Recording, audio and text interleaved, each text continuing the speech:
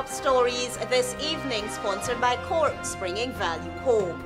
President Ali's joke on a cash grant disrespectful to struggling Guyanese. AZRUDDIN Mohamed, Speaker yet to convene meeting for election of opposition leader. Norton accuses PPPC of shielding key figure in expanding luxury car racket. PPP uses corruption as a sword of Damocles. Norton. Guyana renews call for urgent reform of UN Security Council. And in sport, Silver Bullets crown the champions of the third edition of the EXXONMOBIL Guyana Futsal Championship. HGP Nightly News begins now.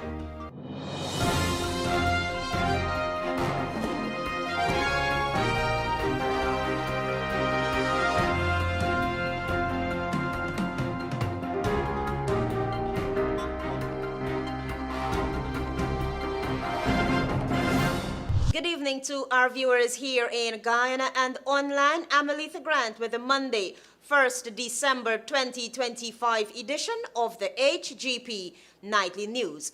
This is what you should know this evening.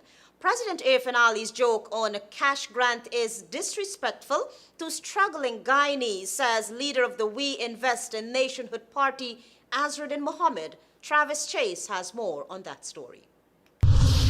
You definitely don't know the people of Guyana. I may need to say cash grant. Leader of the We Invest in Nationhood Party, AZRUDDIN Mohamed, has blasted President Irfaan Ali for what he described as a disrespectful and insensitive joke about the long-promised Christmas cash grant, accusing the head of state of treating the economic hardship of ordinary Guyanese as entertainment.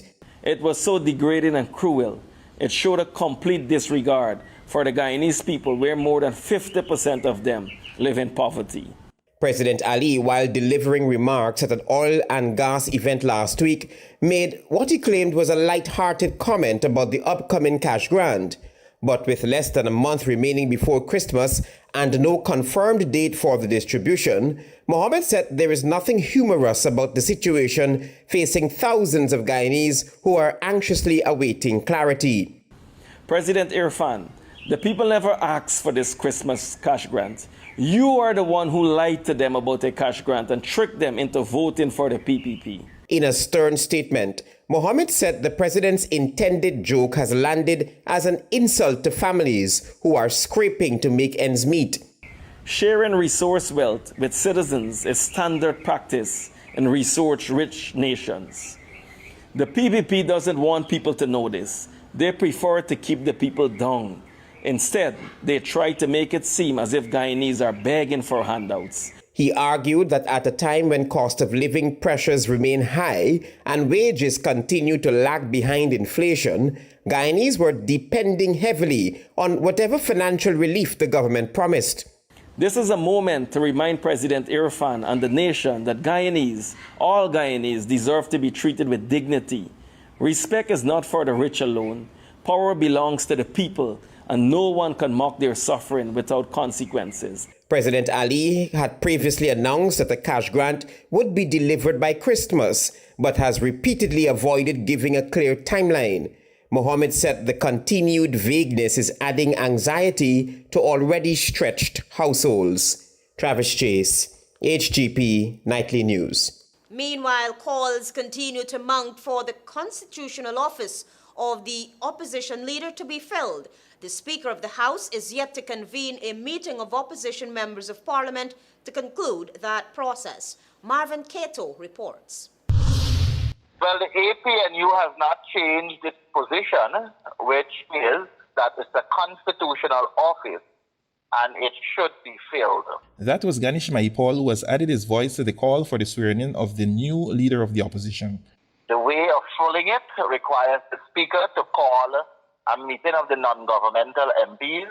Parliamentarians were sworn in since November 3rd, and the Speaker is yet to convene the meeting of the opposition parliamentarians to elect the leader of the opposition, a constitutional office. He is to preside in the presence of the clerk and conduct an election that can take less than 5 minutes, less than 10 minutes, because it is by show of hands.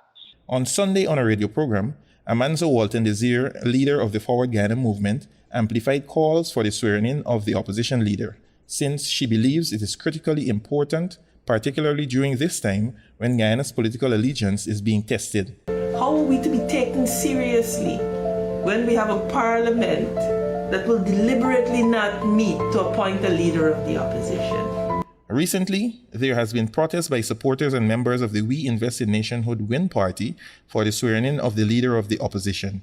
That party has also written to the Speaker of the House on several occasions on the issue, but to date, there has been no response. Marvin Cato reporting for HGP Nightly News.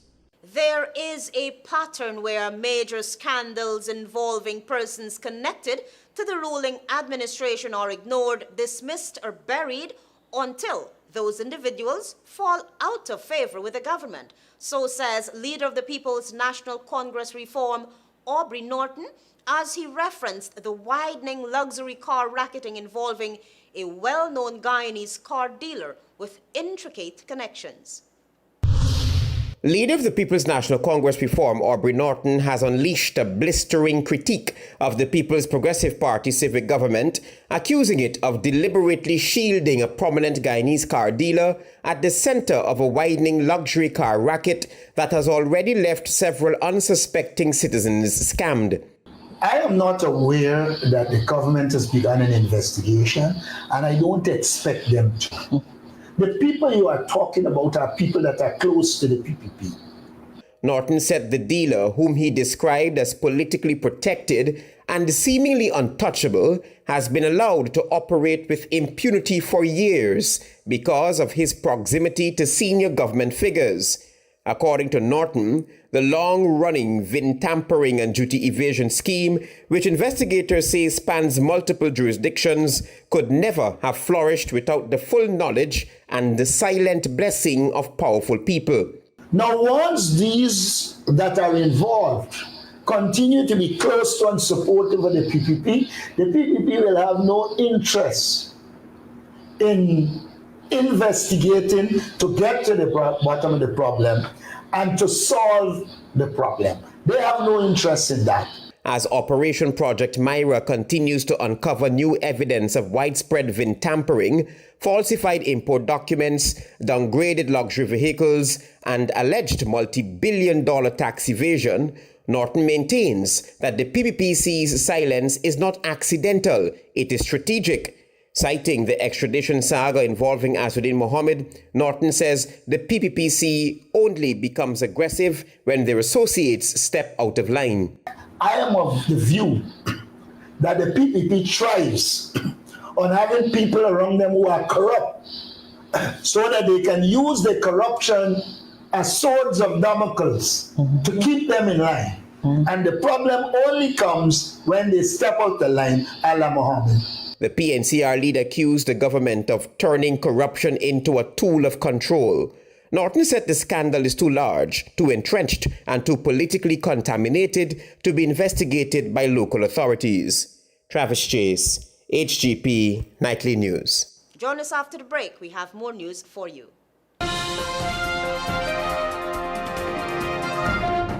Welcome back. You're with the HGP Nightly News. Chairman of a Partnership for National Unity, Aubrey Norton, has rapped Gecom's chairperson, Justice retired Claudette Singh, for allegedly exceeding her legal authority by selectively removing the 3 opposition-nominated commissioners from their positions on the commission. He dubbed these actions as politically motivated. Antonio Day has more. Aubrey Norton, Chairman of the Partnership for National Unity, has roasted Justice retired Claudette Singh, Chairman of the Ghana Elections Commission, Gecom, for exceeding her legal authority by selectively removing commissioners Vincent Alexander, Desmond Trotman, and Charles Corbin. In response to questions posed by Nightly News regarding the constitutionality of Gecom Chair's action, Mr. Norton, leader of the People's National Congress Reform, expressed disappointment at Singh's actions. The former opposition leader noted that given her legal background, the retired Justice of Appeal should have acted in accordance with the law. There's a system put in place over the years in which the election commissioners were appointed permanent. In fact, it was described at the inception of the discussion as a situation where you needed a permanent commission. Norton reminded reporters that matters such as these are procedural. Let's assume that with the coming of a new opposition leader, changes should be made. Let's make that assumption. Then it should follow logically that not only the commissioner should go, but the chairman. The PNCR leader reasoned that if Singh's argument is that the incoming opposition leader, AZRUDDIN Mohamed, has to be given the opportunity to name incoming commissioners, then the same process must be applied to the election of a Gecom chair. Vincent Alexander had told Nightly News that he found it unprofessional for the Gecom chair to make such unilateral decisions without convening a statutory meeting. According to Alexander, Justice Singh in her defense noted that her reliance and interpretation of Article 161(3)(b) of the Constitution, which notes the 3 members to be appointed by the President, acting in accordance with the advice of the Leader of the Opposition, tendered after meaningful consultation with the non-governmental political parties represented in the National Assembly. Alexander confirmed that as it stands now, himself and other opposition commissioners remain active at Gecom. Antonio Day reporting for the HGP Nightly News. The Mackenzie swimming pool in Linden has been totally destroyed, and Regional and Parliamentary Representative Sharma Solomon is seeking answers from the ministry responsible. Marvin Cato is on that story. Instructed the clerk several times to engage the Ministry of Youth, Sports and Culture for a cease and desist, for us to first understand what is happening with this pool. That was Region 10's Member of Parliament Sharma Solomon highlighting that Mackenzie Swimming Pool, once a proud symbol of Linden's swimming culture and a training ground for many of Guyana's notable swimmers, is now left in ruins. As an asset of the council, what becomes of the public swimming pool to date? We have not gotten those answers. Solomon reminded that nearly 2 years ago, access to this community-owned facility was obstructed without any engagement with its lawful owner, the Linden municipality. This council, this APNU movement, is not against development.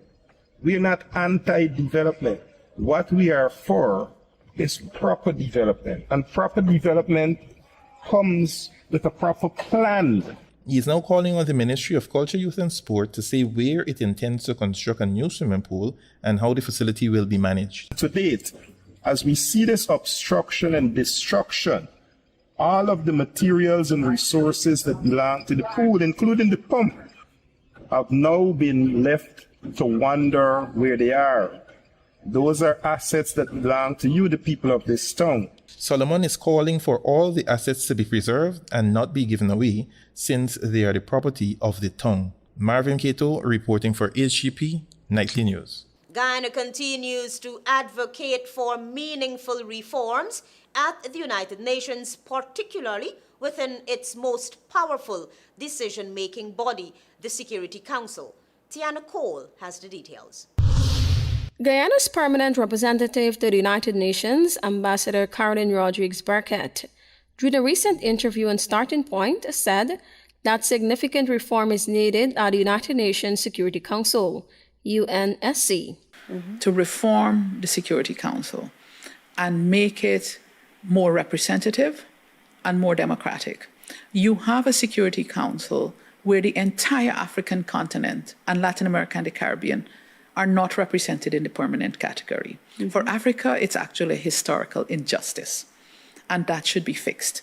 She noted that if the veto cannot be abolished, then there should at least be a higher threshold that prevents it from being used so easily. We went onto the council knowing that it is the most undemocratic body of the United Nations because it comprises 15 members, 5 that are permanent, and each one of those 5, they have a veto. That's the United States, China, Russia, the United Kingdom, and France. The other 10 are elected every 2 years. She added that certain geographical groups are overrepresented and this imbalance must also be addressed. We need to reform the Security Council, but also in terms of how it makes decisions. You should not have, there's no other organization, international organization, where one country can kill a decision. Rodrigues-Burkett highlighted that Guyana's tenure at the UNSC has been defined by a strong and vocal defense of the UN Charter upholding territorial integrity, sovereignty, and the protection of human rights. We were elected, as you will recall, we had 191 of 192 votes. So we received the highest number of votes at that election in 2023. Tiana Cole reporting for the HGP Nightly News. Stay tuned, we have more news for you. Thanks for staying with us as we continue. Antonio Day tells us that Minister of Local Government and Regional Development Priya Manichan has emphasized that she has no authority to break the deadlock in the ongoing Region 10 chairmanship saga. Here is more. The minister no longer has a role to determine who's going to become the chairman if you have a tie. There's a process, and that process has to be engaged. That was Minister of Local Government and Regional Development Priya Manichan during a radio interview with veteran journalist and radio personality Gordon Mosley. Region 10 currently does not have an elected chairman due to the ongoing political stalemate following the October 2025 Regional Democratic Council elections. The internal RDC election for the chairperson position held in October 2025 ended in a 9-9 tie between candidates Mark Goring of the We Invest in Nationhood Party and Dominique Blair of a Partnership for National Unity, APNU. Under Section 20 of the Local Democratic Organs Act, amended by the Local Authorities Elections Amendment Act of 2018, tied candidates in the first vote must undergo a second vote. If a tie occurs again, a third vote is held. Should the third vote also end in a tie, the clerk must record each councillor's vote. According to Minister Manichan, she hopes the legally prescribed process is followed to end the deadlock. So I hope that they do that shortly. But somebody's going to be in charge of the process. There's a clerk, and the clerk would have to be in charge of that process. Meanwhile, Mark Goring of WIN said that he's still awaiting an update regarding this matter. Yeah, so we're still awaiting for Region 10 meeting conclude. We're scheduled to conclude the process of the election because it already started. It's been that it has to go 2 more rounds. The law further notes that after recording each councillor's vote, the clerk calculates the numeric seat value for councillors elected through proportional representation. The results are assigned to the candidates voted for, and the candidate with the highest tally is declared duly elected as chairman by the clerk. Antonio Day reporting for the HGP Nightly News. Guyana is preparing to host a major regional health event next year as the Caribbean Public Health Agency brings its 70th Annual Health Research Conference to Georgetown. Find out more from Tiana Cole. Guyana will host the 70th Annual Health Research Conference of the Caribbean Public Health Agency, CARPA, in April 2026, with the event expected to highlight regional achievements and chart the future for health innovations across the Caribbean.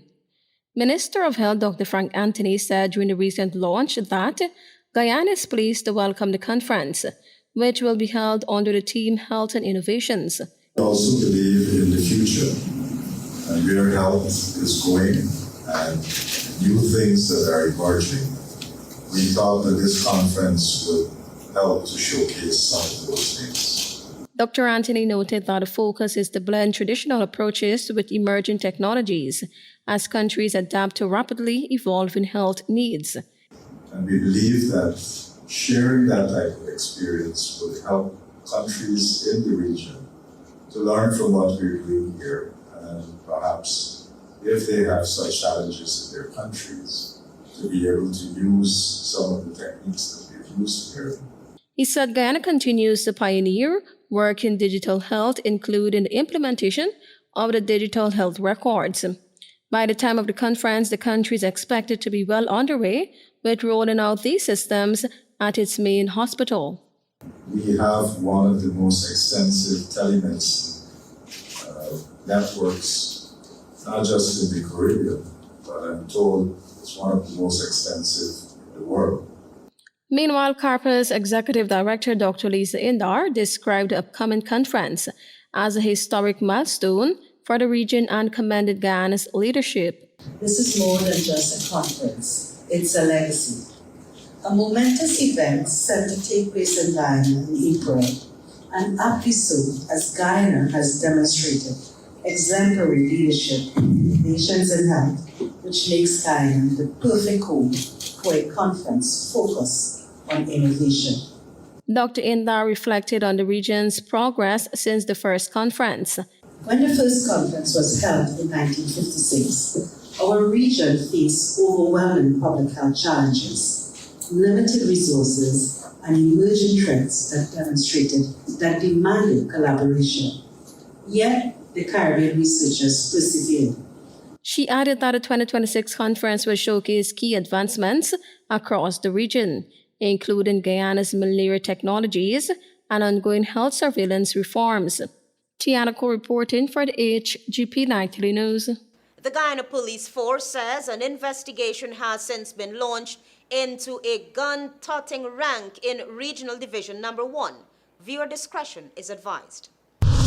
The Commission of Police has immediately ordered a thorough investigation into the circumstances surrounding an incident captured on video showing a rank behaving in a disorderly manner using a firearm. A video posted by the We Invest in Nationhood Win Party on its Facebook page showed the rank wielding an AK-47 and behaving disorderly. The force informed that the rank featured in the video has since been placed under close arrest, and the Office of Professional Responsibility has been instructed to commence a detailed investigation into the matter immediately.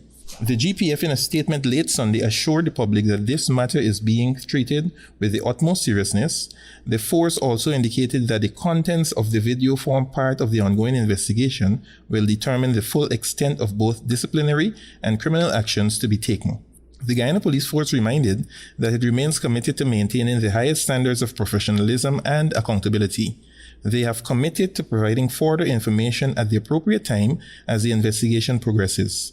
Marvin Cato reporting for HGP Nightly News. Stay tuned for regional news.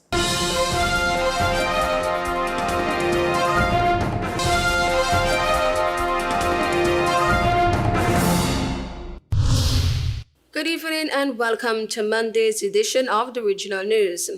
A tense phone call last week between the White House and Venezuelan President Nicolas Maduro offered the embattled leader one final deal: resign immediately, leave Venezuela with his wife and son, and receive safe passage, or face the full force of expanding U.S. campaign targeting what Washington has labeled a narco-terrorist regime. According to U.S. media reports, the call, reportedly brokered by Brazil, Qatar, and Turkey, collapsed almost instantly. Maduro demanded global amnesty, control of the armed forces, and time to negotiate an exit, conditions Washington rejected outright. Days later, President Donald Trump stunned the region by declaring Venezuela airspace, quote-unquote, closed in its entirety, warning airlines, drug traffickers, and human smugglers that the order required immediate attention.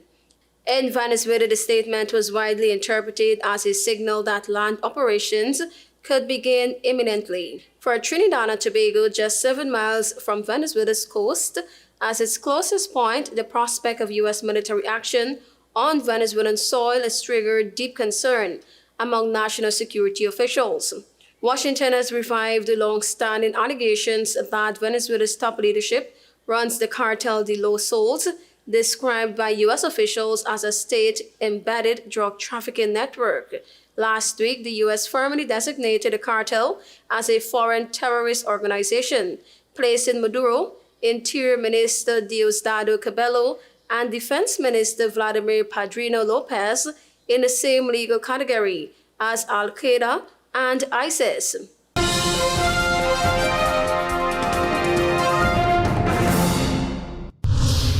Prime Minister Kamala Persad-Bissessar says there is no need for citizens to be on the edge over the radar system installed by the United States military in Tobago, as the system will make both the sister island and Trinidad safer. Persad-Bissessar reiterated that Trinidad and Tobago was not a United States base for any attacks on Venezuela, noting that the military the U.S. already has in the region including the U.S. Navy's USS Gerald R. Ford, the world's largest aircraft carrier, is more than sufficient. The U.S. owns thousands of satellites. They own the GPS system. They have almost 20% of their Navy in the Caribbean, with the most sophisticated military communications technology in existence. They don't need to put a radar in our country to use for any military purpose. They could monitor the entire Caribbean from the Gerald Ford aircraft carrier. Sensible people understand these facts, she said. Last Tuesday, the Prime Minister met with General Dan Kane, Chairman of the United States Joint Chiefs of Staff, in Port Spain. He is the highest-ranking military officer and the principal military advisor to the U.S. President Donald Trump. She said the meeting focused on tackling narco-trafficking and regional security, not Venezuela.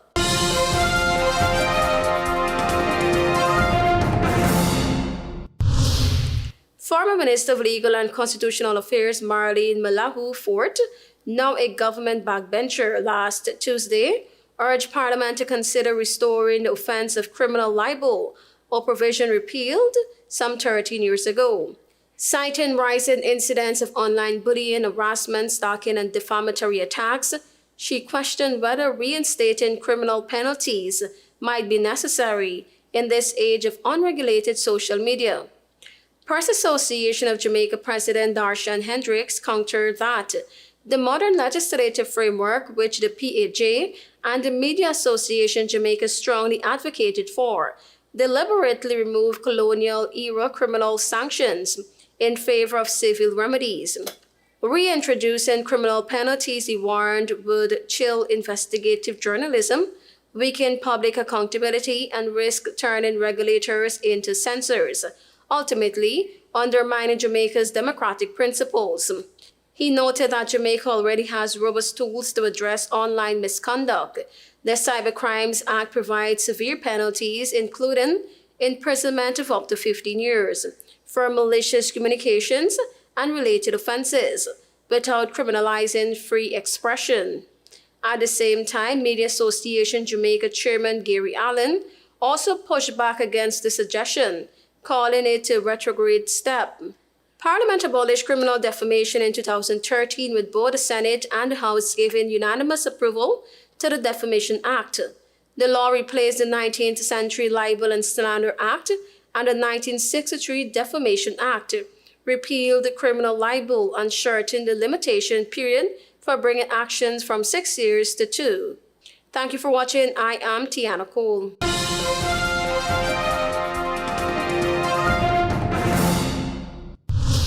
Let's now join Delwyn Neblet for HGP's Sports Pulse.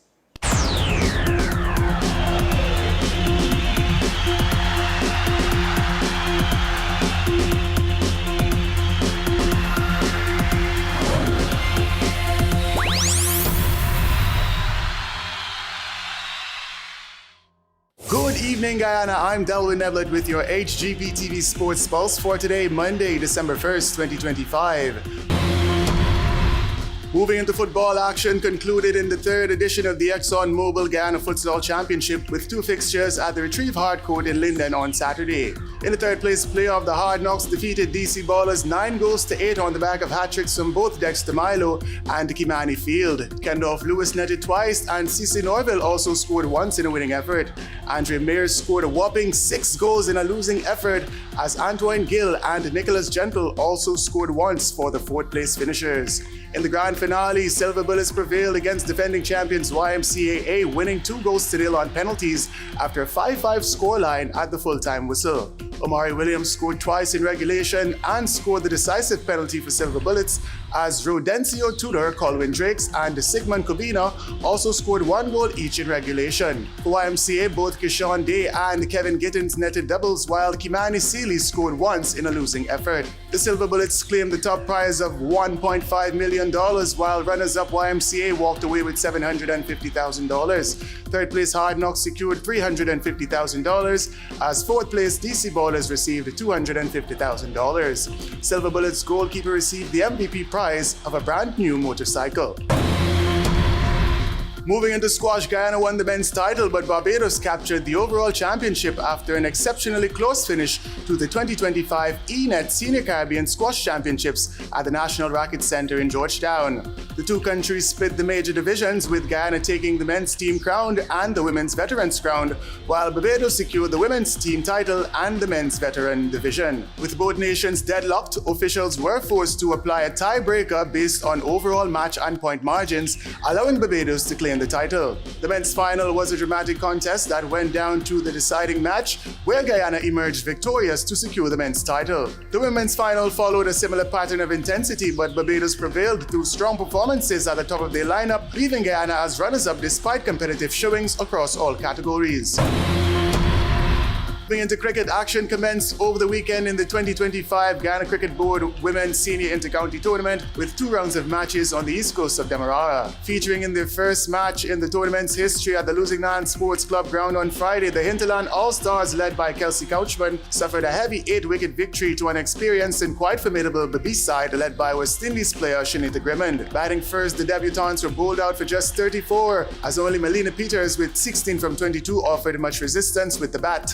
Fianna Millington produced a magical hat-trick and finished with 3 for 5 as both Daniela Mans and the captain Grimmond picked up 2 wickets. When Babice responded, they reached 34 for 2 in just 5.3 overs on the back of 13 from Jada Fraser, as Tiffany LaRose fought hard to pick up 2 for 10 in a losing effort. In Lusignan on Saturday, Essequibo pulled off an exciting run chase to defeat Demerara by 1 wicket in a nail-biting finish. Batting first, Demerara were bowled out for 77 in 32 overs. Naomi Barcoy top-scored with 12 as Sienna Barcoy and Letitia Jordan added 11. Sienna Retimaya was the quickest bowler on show, picking up 3 for 11 as all-rounder Shawnette Belgrave picked up 2 for 12. When Essequibo responded, Belgrave along with Yonette Welcome would remain unbeaten as they featured in a crucial 14-run 10th-wicket partnership to propel their side to 78 for 9 in 23 overs.